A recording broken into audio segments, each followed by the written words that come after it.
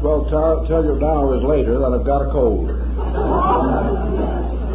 Therefore, we will have to ask your indulgence if the Greek gets a little flat or something of that nature. We have a very interesting subject, however, and one which I believe has been rather generally neglected. And to begin with, naturally our interest lies in Greek religion and philosophy. We must therefore realize that modern man, Western man in particular, knows very little about Greek religion, although he has some knowledge of Greek philosophy. The reason he knows almost nothing of Greek religion is because he has assumed that Greek mythology is Greek religion, and this is not true.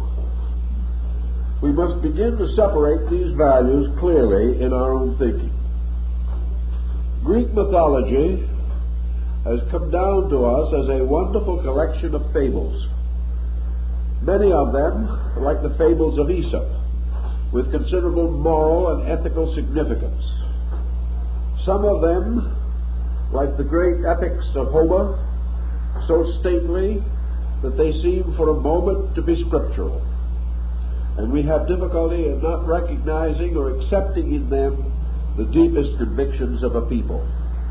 But the fact remains that these epics, these poems, and these dramas are not Greek religion.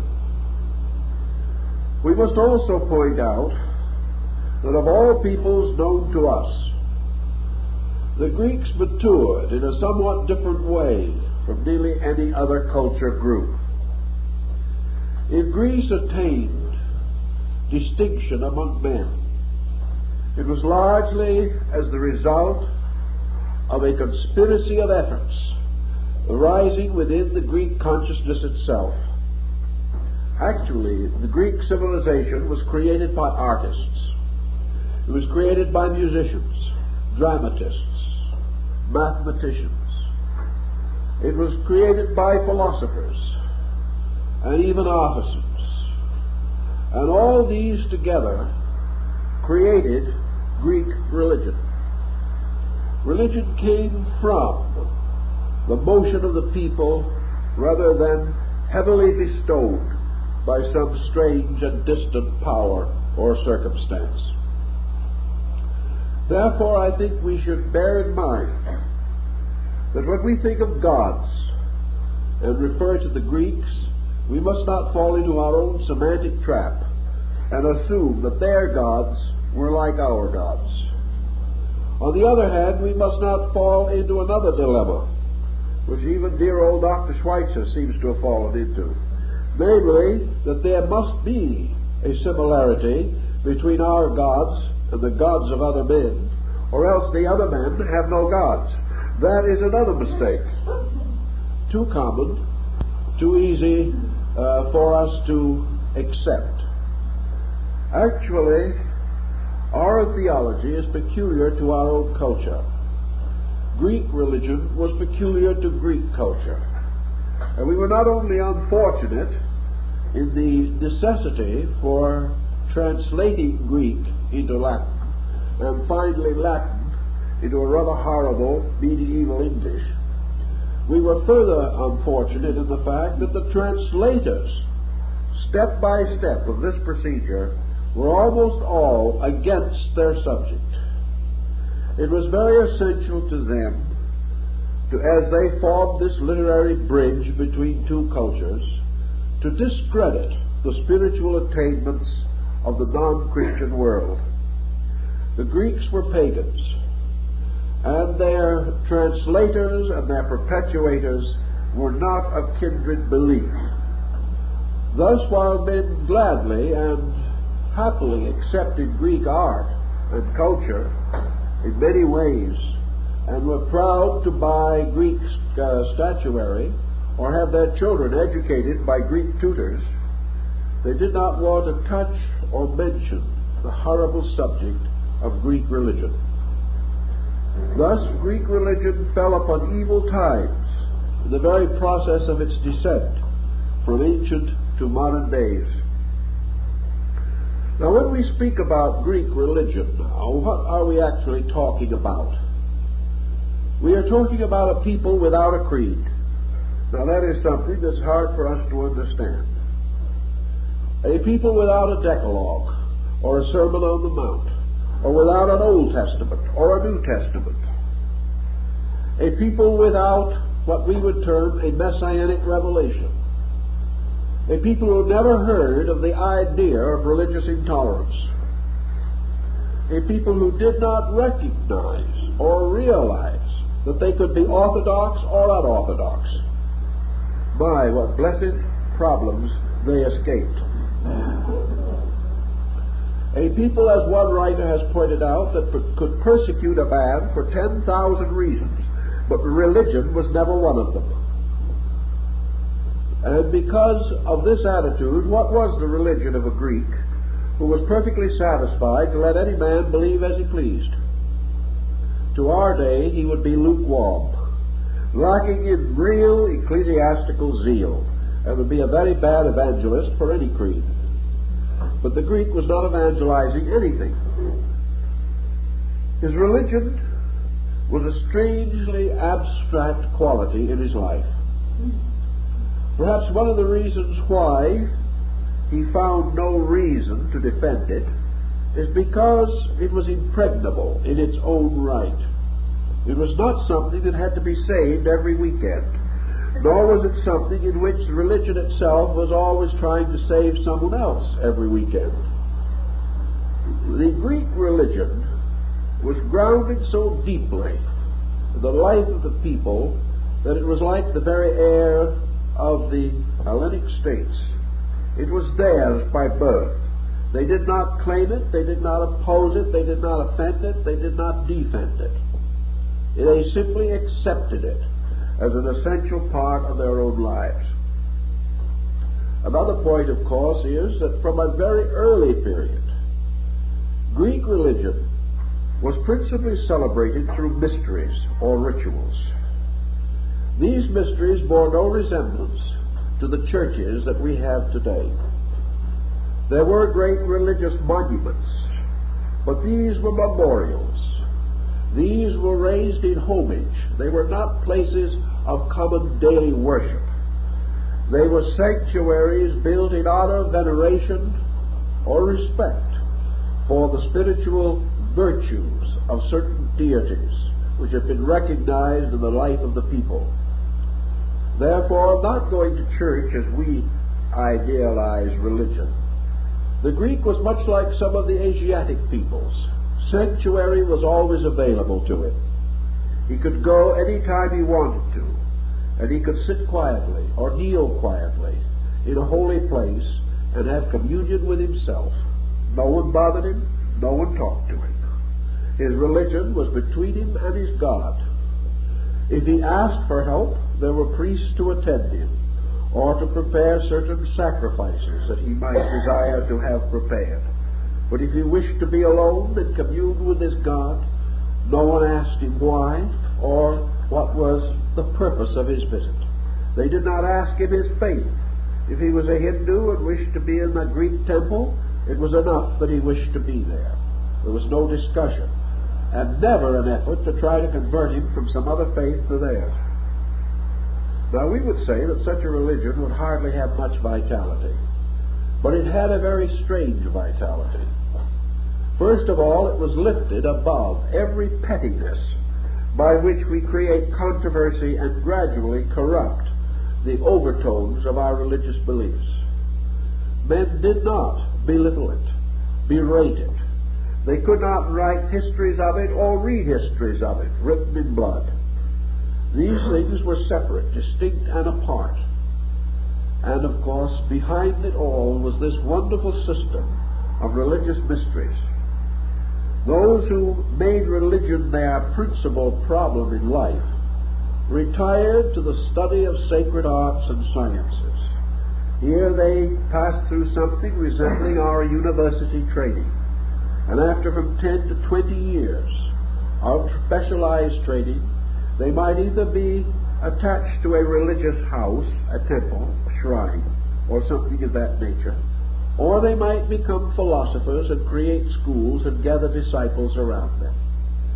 But these religious leaders did not preach religion, because they received their spiritual insight under obligation, under vows of silence. And it was the Greek way in religion never to talk about it, always to practice it, to reveal it only by what you do. Therefore, when a great and beautiful temple was built, no one talked about the God. No one talked about why it was built. Men simply were still and permitted the beauty of the place to tell them its own message. And in this beauty and harmony and sublimity of atmosphere, they felt their religion and were content. Thus we have something that is rather hard for us to bridge across the centuries and appreciate. We have to, however, go a little further into this matter. We not only have to make a broad statement such as we have made, but we must try to defend it, demonstrate it, or prove it. A study of Greek literature, art, and theater will easily demonstrate the fact of it. But we have other problems that must also be reconciled. Our first consideration is, therefore, what did the Greeks really know about anything? How are we to estimate the place of Greece in the descent of human knowledge? We are a little afraid of the individual who praises constantly, and we are equally frightened of the individual who belittles continuously. Neither can always be telling the truth. Therefore, how are we to estimate? Was the Greek emerging from barbarianism? How did his culture and civilization compare with ours? How far have we progressed since his time? What do we know that he did not know? What did he know that we have forgotten? How shall we measure him in terms of a human being? Fortunately, we have a fairly detailed picture of Greek life. We know their habits, their foods, their activities, their policies, and their politics. We know almost as much about them as we know of contemporary nations on the opposite side of the world, perhaps more, because we have made this study part of Western culture.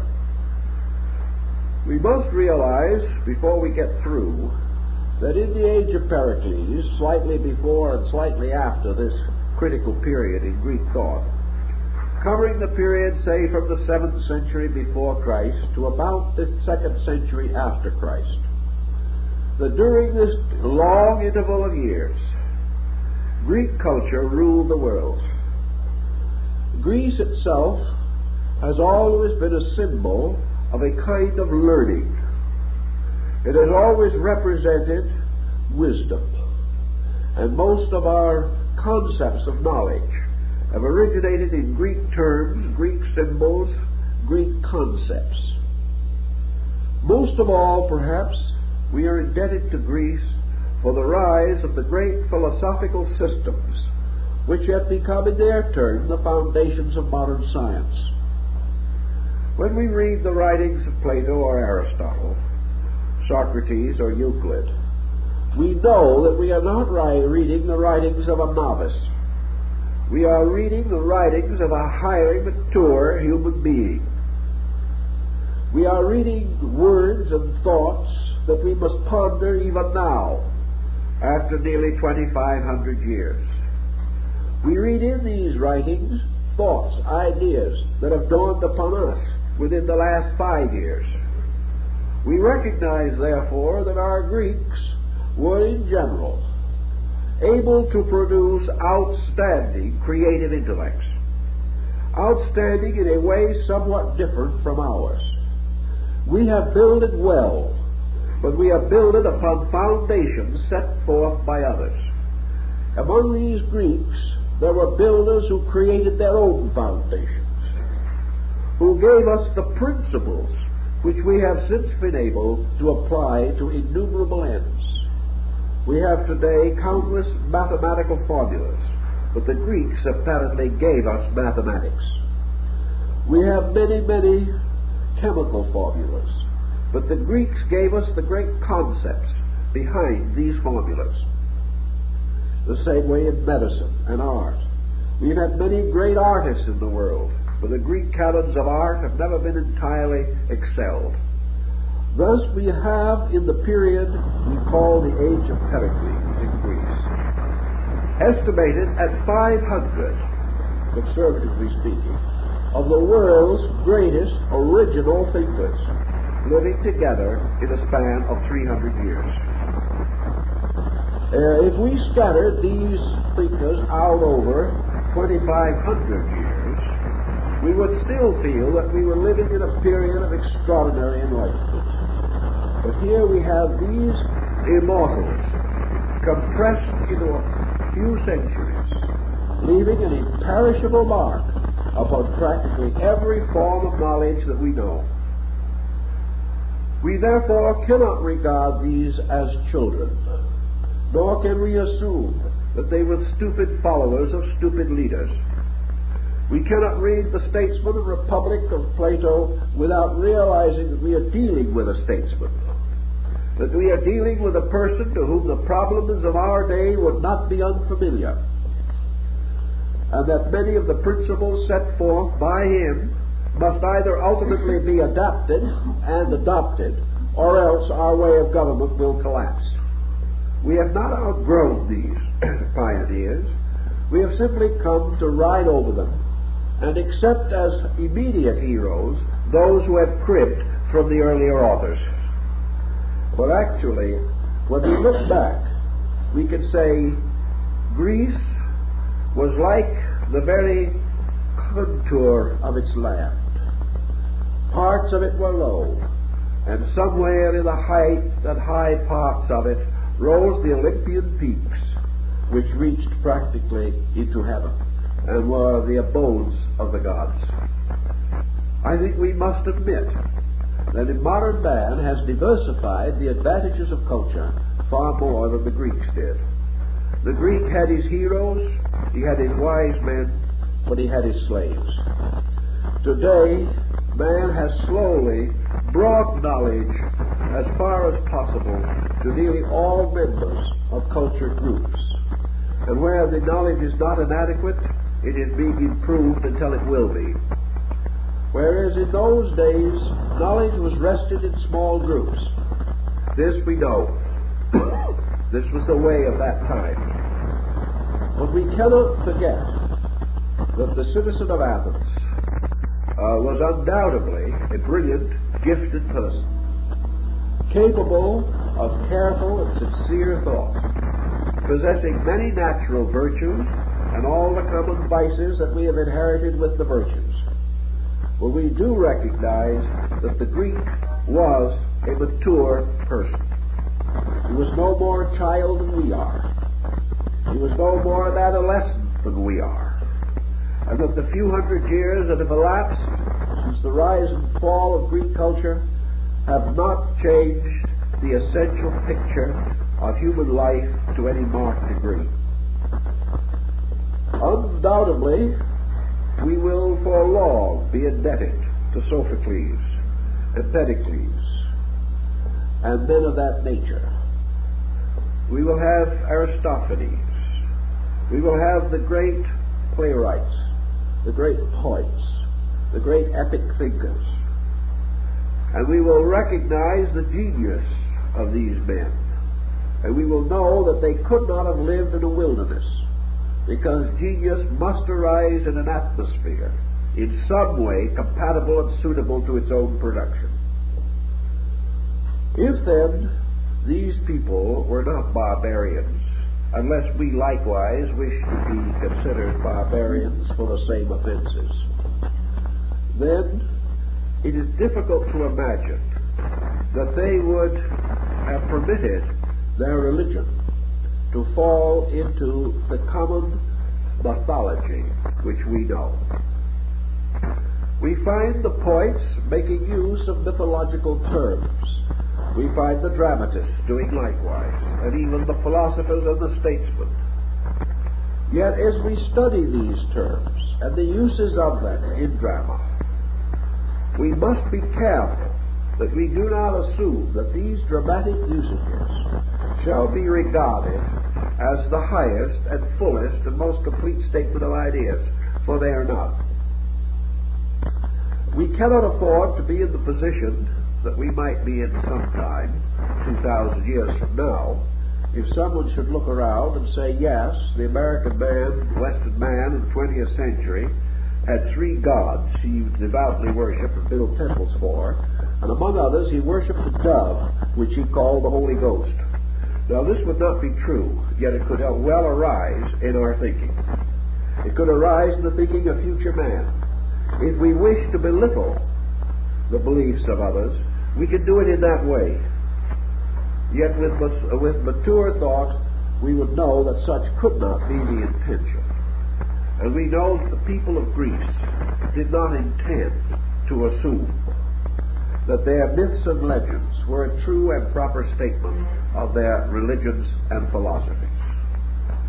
These legends and fables had accumulated as folklore from the innumerable provinces and tribes that finally met together to form the ultimate state of the Greek Confederation. These various groups had their old legends, their wonderful accounts, which associated with every area of their land, just as we have the legends of the Rhine, or we can find a defined group of legends along the Mississippi River. If we can't find any others, we can find the ones Mark Twain left there. We can also find legends among our American Indians. We can find them everywhere. But these legends amuse the children and are a constant source of conversation, but are not the sober expression of our sincere and most earnest thinking. Yet because they were so used as a kind of alphabet, as these religious emblems and symbols certainly meant something in particular to the people of their own time, it is probably well for us to go a little further in this, because we are actually dealing with a kind of emblematic alphabet, a kind of language which perhaps originated in the mystery system itself, so that those who knew could communicate ideas under names. Those who did not know could not penetrate the inner form of the story. Thus we have religious allegory. We have simple statements used to conceal great and wonderful truths. Nor should we assume for a moment that this was limited to the Greeks. For we find it referred to definitely in the New Testament, where Jesus himself makes use of the allegory form, where he says, "This is the parable. The seed is the word of God."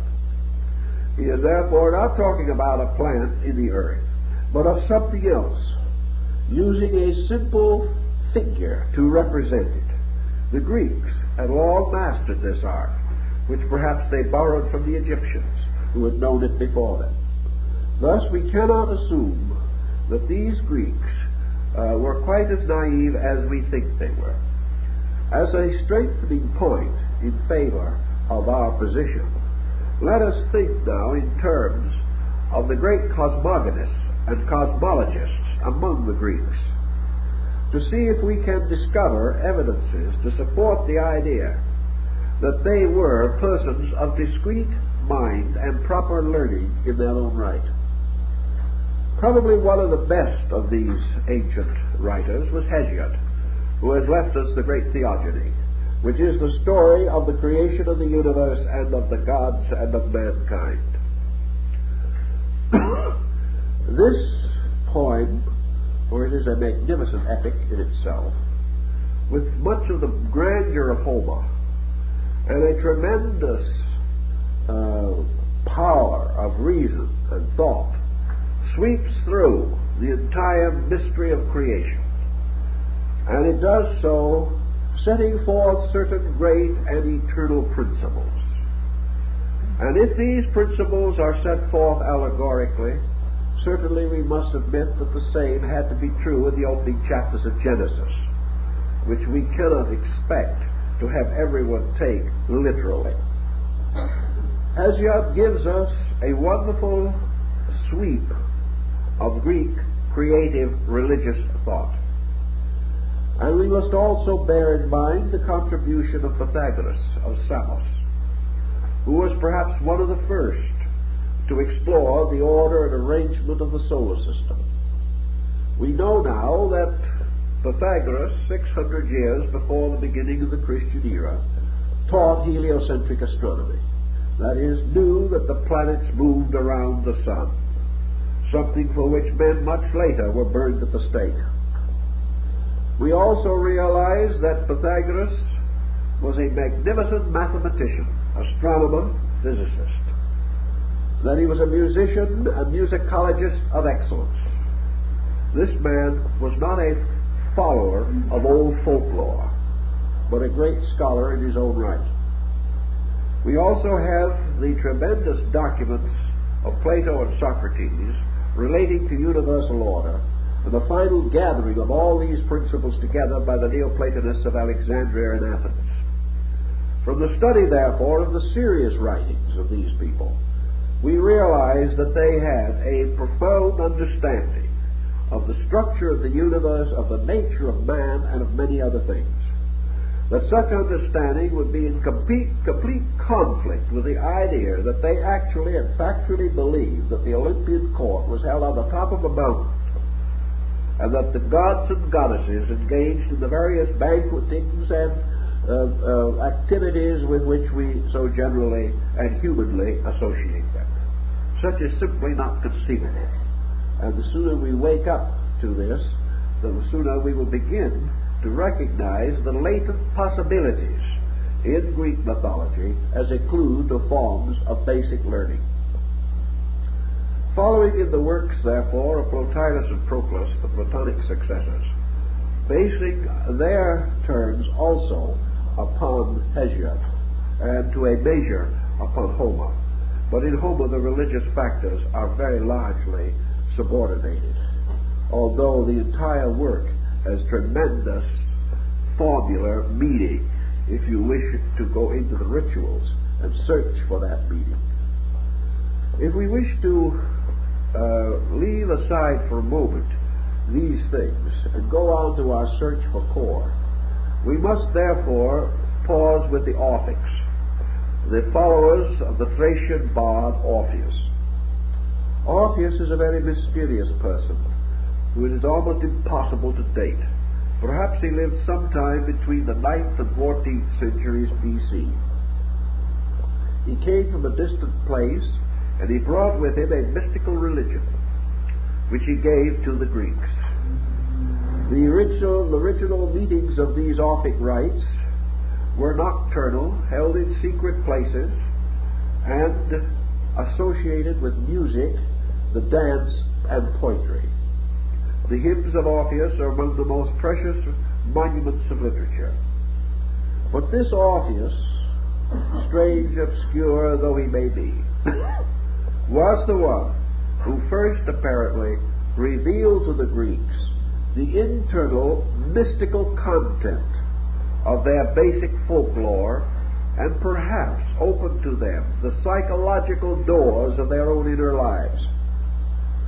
It was only after the rise of the Orphics that Pythagoras and Plato could have lived and could have taught as they did teach, because the principal contribution of Orpheus was this pressure toward inquiry, the desire for man to recognize that things had more meanings than were obvious, and that beneath the surface of all religious structure, folklore, legend, and the like, there are secret meanings, meanings arising in human experience, meanings arising in human interpretation of legend and fable, and that the search must be for the substance and not the shadow, for the internal truth and not the external appearance, and that all these fables had to be opened as with keys, and their inner structures and bodies revealed to those capable of accepting the proper instruction.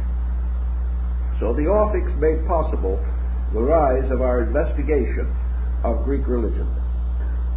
And this Greek religion was probably best exemplified by its philosophers, by its great scientific and intellectual leaders, and was best emotionally pressed upon the people by the great dramatists, poets, architects, and those who served the mysterious power of the cult of beauty, which was so powerful in the Greek way of life. In the Greek consciousness, God was ever revealed by man through beauty. Man, therefore, creating the appearance of beauty or releasing beauty, was forever serving deity. The priest of God was the one who served the beautiful. And beauty might be of the intellect, it might be of the emotions, it might be of the body, it might be of harmony and order. Whatever this beauty might be, it must be served, for it is the divine in all things. To go to the Greek religion, therefore, it may be best, perhaps, to conceive of it as a kind of extensive monadology. The monadology of Baron Wilhelm von Leibniz is indicative of this subject. Monadology is a concept that all things exist in the form of monads or of totalities. The totality or unity is always the total sum and substance of a thing. And that, as Leibniz points out, all things are in themselves monadal. That is, they are wholenesses. They are units within units, or surrounded by other units.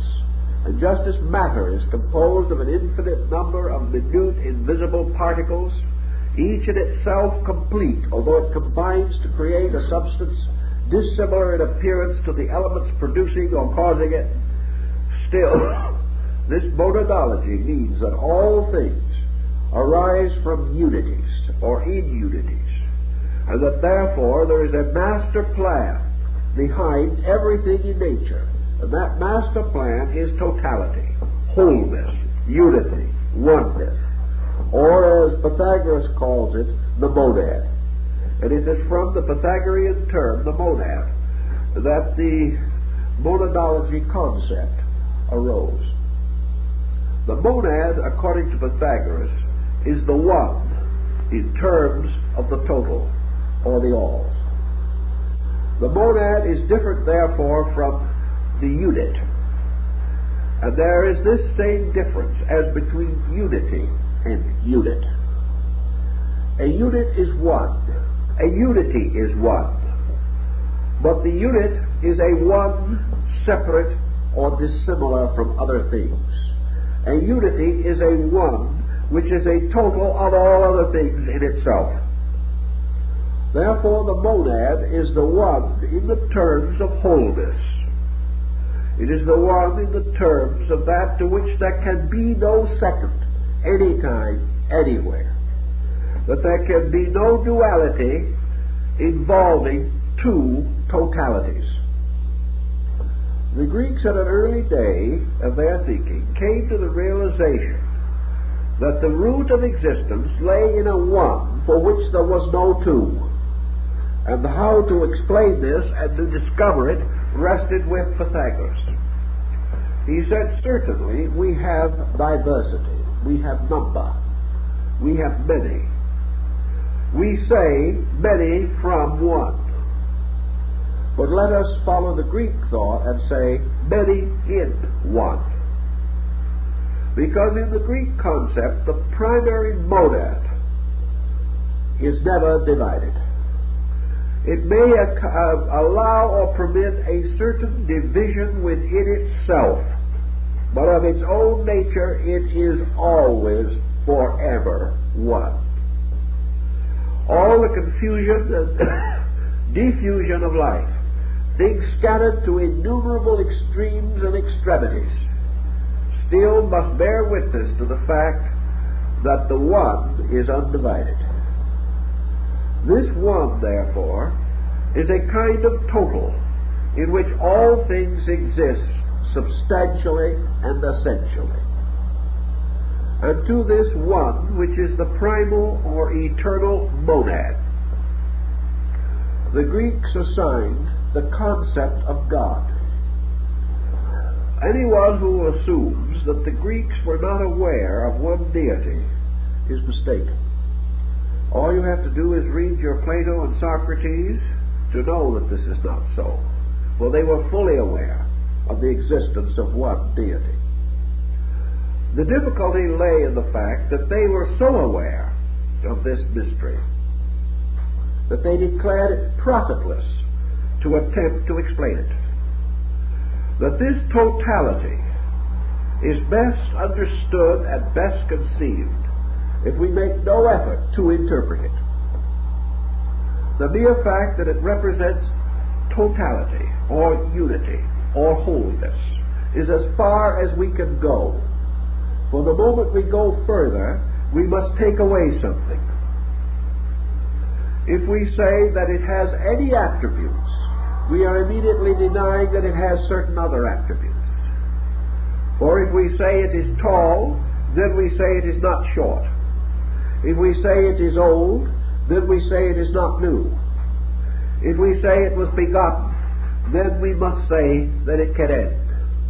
Therefore, any way in which we attempt to define it must deprive it of some of its attribute. So the concept of monad, or totality, was perhaps not an incorrect one for the primary of Greek thinking. This primary they regarded, therefore, as all-inclusive. Everything that could exist anywhere, not only in this solar system, but in the most abstract dimensions of cosmos, both quantitative and qualitative. Not only on this line of the continuum, but on any other line of the continuum. All these things that exist, have existed, or may exist at some future time, and all things in the process of transition from one state to another state, moving from that which is known toward that which is unknown, all the reverse. All these things abide as attributes of monadal unity. Nothing can be a surprise. Nothing can be new. Nothing can come from nothing. Nothing can go to nothing. Everything eternally is. Conditions change. Principles do not change. A thing which appears to disappear merely retires from an objective to a subjective state, but its substance is not different. Anything which appears to come from nowhere, but nothing can come from nowhere. Therefore, space or emptiness, as we know it, cannot be space and it cannot be empty. Actually, therefore, we live within a total monadal substance, of which its primary attribute, cognizable to us, is infinite potential. There is no limit to what it can be. There is no way of measuring what it has been. There's no way of solving really what it is. But whatever thing has been, is, or will be, has always existed within it, as the oak tree has always existed within the acorn. And within this magnificent, total, monadic unity, all qualified existence rises and falls, begins and ends. But that which is this monadal substance cannot rise or fall, cannot begin or end, and is referred to by Plato as the eternal animal. An animal from anima, meaning the animated being, or the eternal world soul, crawling forever through space. Having bestowed upon this, therefore, one peculiar power, the Greek felt he had done about all he could. He had bestowed upon this all, the term all. It is everything. It is not a being, nor is it not a being. It is not a place, nor is it not a place. It may be considered as an energy, as a substance, as an essence, as a principle, as a force, as a law, as a substance. In all these things you are naming aspects of it, but you cannot string enough words together to name the substance of it, for it is the essence behind all aspects. Therefore, to say that it is alive would not be truly true, because then it would be susceptible of death, or death could exist. It is not alive in the sense that it was never not alive, or it will ever cease to be alive. It is. It exists. The Egyptians called it Tat, T-A-T, from which we have our word that, T-H-A-T. It is that. Whatever you look at, wherever you turn, whoever's face you gaze into, that is that, with a capital T. Wherever you see, you are seeing nothing but the substance of essence. You are seeing nothing but the extension of this divine thing. Now, the Greeks did not call it divine, because to them this in itself was an artificial designation. The moment you call something divine, you set up a contrary situation, or what the Hindu has with his Shaktis, or polarized divinities. If you say God is divine, then something else is not divine. If you say this deity is better than all other deities, then you again make a mistake, because we are dealing not actually with moral levels. We are dealing with reality, with plain, unvarnished reality, thing as it is. And consequently, this thing as it is has a virtue of reality. And the virtue of reality is greater than the virtues of right or the vices of wrong. Things may be right or wrong, but reality is. And this beingness of reality is beyond all controversy, beyond all classification as we know such possible terms. So in finding or searching for a word, or a phrase, or a term suitable for this, the philosophers, and to a measure at least the Orphics, came upon a simple statement for this particular level, this total monadal essence. They called it the principle of principles. They said of it that it is a principle because it is first. Also that it is a principle because it is an archetype, or a rule, or a law, or a guide, by means of which all other things are. It is forever revealing itself through its works, and the revelation is always a revelation of principles. Everything, therefore, that moves according to its own nature, and this the divine nature, is forever revealing its principles. Therefore, this energy, this eternal power, is the principle from which arises all principles as we know them in terms of law, or energy, or substance, or classifications, or categories, or concepts, or any division we wish to make, intellectual or material, in the forms and structures of nature. So this vast principle of principles, to these peoples, was sovereignty. It neither loved nor hated. It neither was for nor against. It existed forever in its own nature, forever fulfilling its own nature. And therefore everything which it did of itself and by itself, and because of the principle of principles by which it operated, everything so done, so produced, so engineered, so manifested, had to be good, because there can be no other principle in nature. The Greeks were totally unaware of any anthropomorphism, or any battle between eternal good and darkness. Their principles of evil, so-called, or their evil beings, were simply passing chimera, little incidents that arose in the tyrannies of men, or in the peculiar testings of providence. They had no major principle that could stand against the principle of good.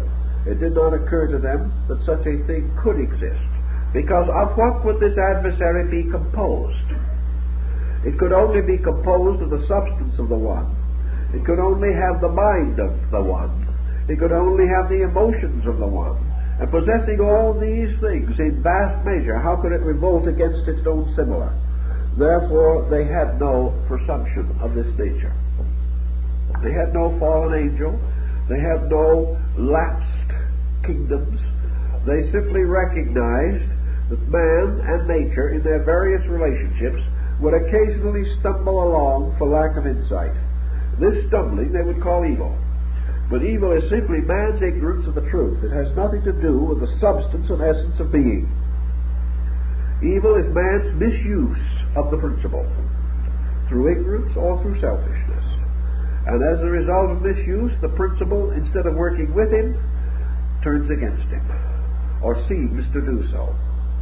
It does not move at all. He has turned against it by the misuse of its principles. This results in the good appearing to be bad. But as soon as the wayward one has corrected himself and gone back in line, the bad then appears to be good again. These things are forever moving and changing. So we have at the beginning this eternal monad. And the Greek poets, now coming to the aid of the philosophers and the various scholars of different calibers, tried to understand the nature of this principle of principles. And they frequently referred to it as all-present night. They often referred to it as darkness. Not the darkness of man's concept, but the darkness from which light was born. Because lights flare up and disappear, but the great mother night goes on forever. And it is in this mother night, or in this great sovereign darkness, that the principle of principles has its proper abiding place. Not only because this darkness appears to be the lack of light, but more correctly and completely, this darkness is man's lack of insight, whereby it is impossible for him to apperceive that which is concealed within the substance of cause. So of this great principle of principles, man is forever dark, because this is wrapped in its own inscrutability, which is the great night, and the great darkness that envelops all things, and in which all light has its day, but in turn and in time night returns. So the Orphics wrote beautiful hymns to gracious night, the mother of gods and men, the mother of all creatures that exist in time and space. And they also assume that this great mother is the monad, the great ripe or fertile power, which is forever dividing within itself, causing within its own great ellipse, within its own tremendous structure, the whole phenomena of existence to take place as upon a mighty stage. When the Greeks began to contemplate this mystery, they realized that it began in its own inscrutable self, in its own nature, and that there existed first, as Pythagoras points out, that from the monad, which is the inscrutable principle of principles, there must emerge the possibility of duality. Duality is an attribute of the monad. The monad is capable of division, but never of being divided.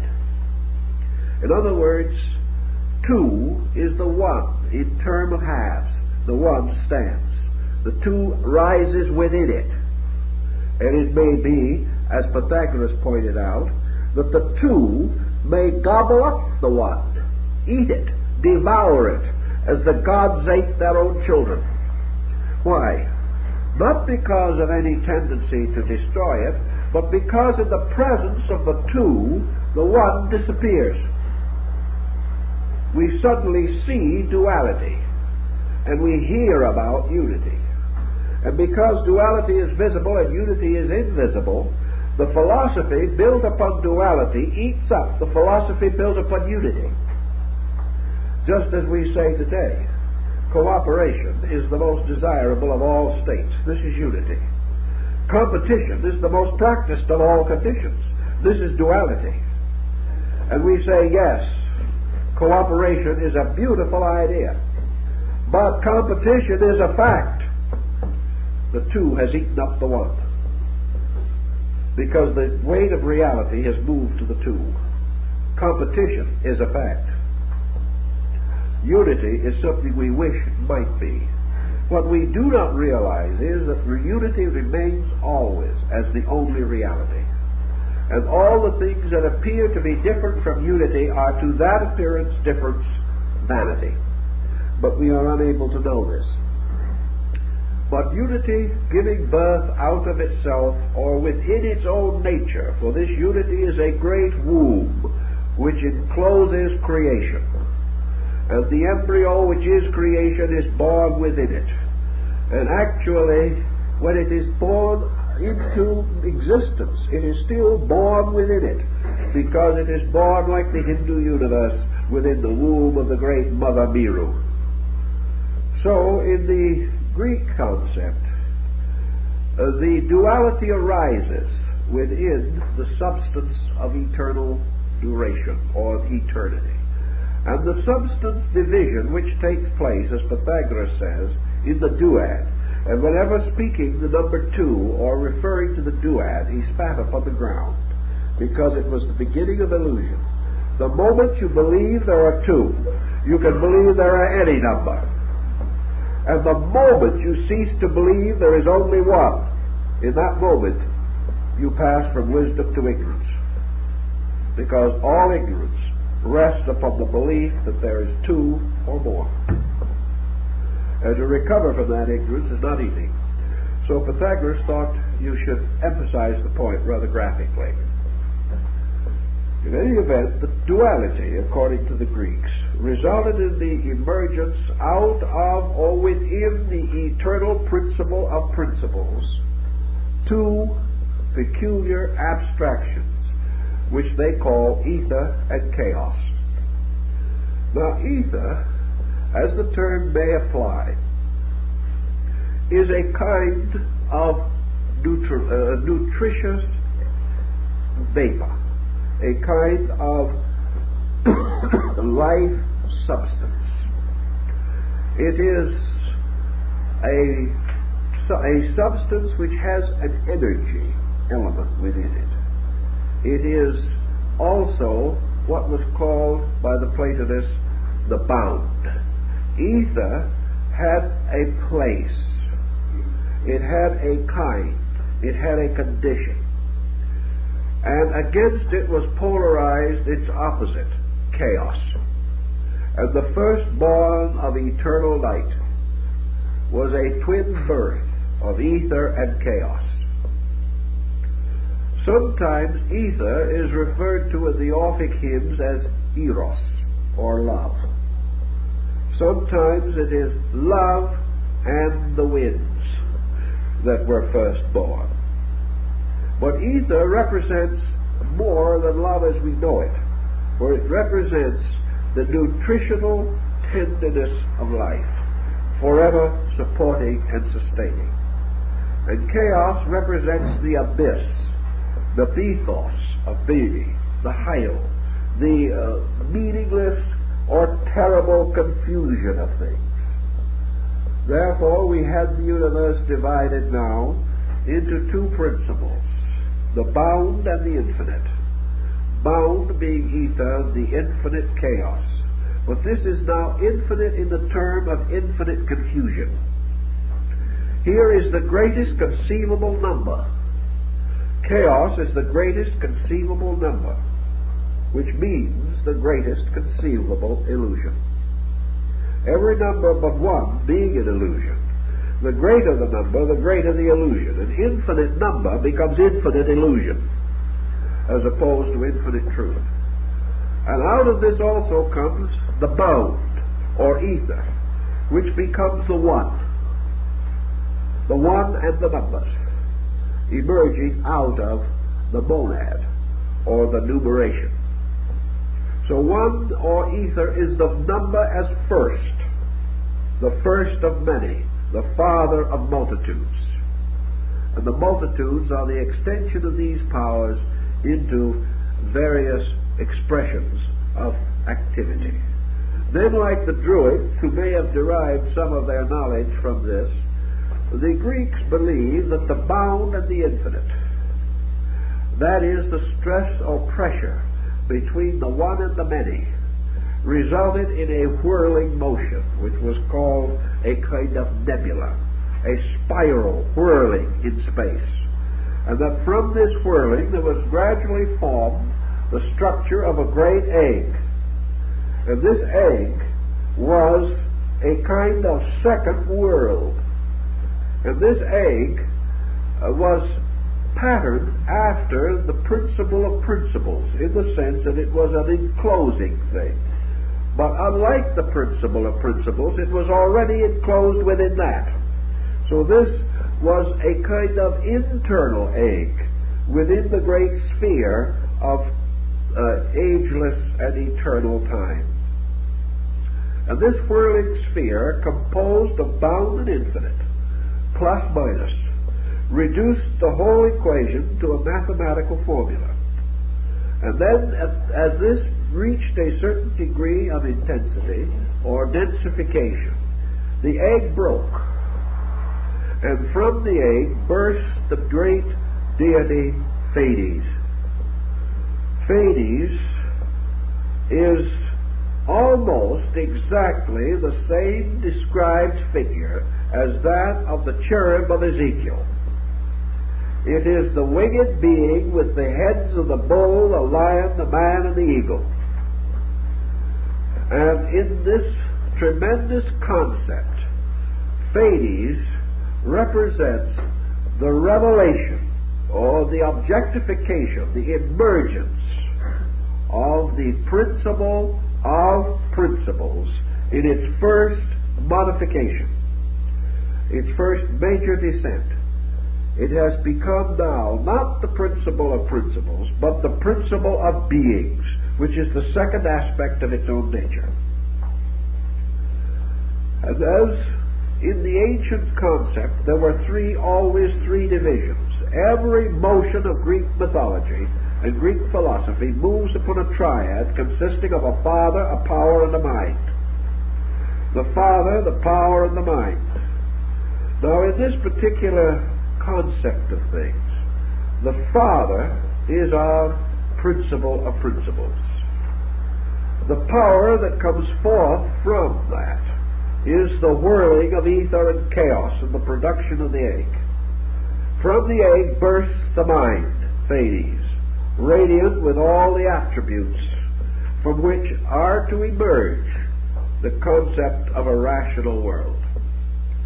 Now, Phaedes, therefore, becomes the principle of principles in its aspect as now the principle of being, and in its further aspect of universal mind.